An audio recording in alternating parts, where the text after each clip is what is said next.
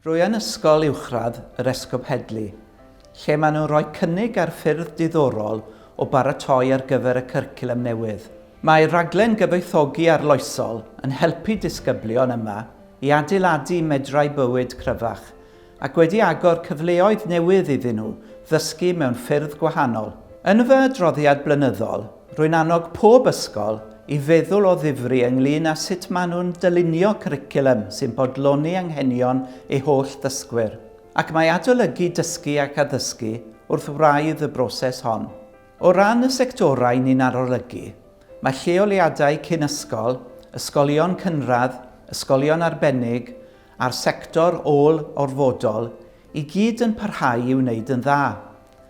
Eleni gwelson ni welliannau hefyd mewn ysgolion pob oed, ysgolion arbennig annibynnol ac unedau cyfeirio disgyblion. Ond mae nifer yr ysgolion uwchradd sy'n peri pryder yn rhy uchel. Gwella dysgu ac addysgu yw'r argymhelliad mwyaf cyffredin ar gyfer yr ysgolion hyn. Mae dilliannau ar gyfer disgyblion mwy abl a'r darpariaeth ar gyfer y rai mwyaf bregus wedi gwella, ond nid yw'r bwlch rhwng dysgwyr dan adfantais o gymharu a'u cyfoedion wedi cau. Mae'r ysgolion sy'n fwyaf llwyddiannus wrth gynorthwyo dysgwyr dan adfantais yn canolbwyntio ar weithio gyda'r gymuned ac yn adeiladu cysylltiadau cryf gyda'r gwasanaethau a all helpu'r dysgwyr hyn a'u teuluoedd.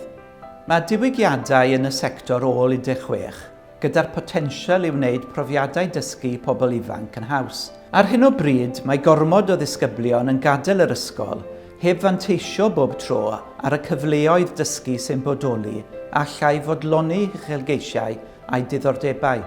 At ei gilydd, rydym yn mynd i'r cyfeiriad iawn. Mae cynnydd wedi bod gyda raglen ddiwygio a cheir mwy o gydweithio. Felly trowch at fy adroddiad blynyddol ar ein gwefan a darganfyddwch fwy am eich sector, archwiliwch themau trawspynciol a dewch o hyd i fwy o astudiaethau achos gan ddarparwyr fel yr Ysgol Esgob Heddlu i'ch ysbrydoli.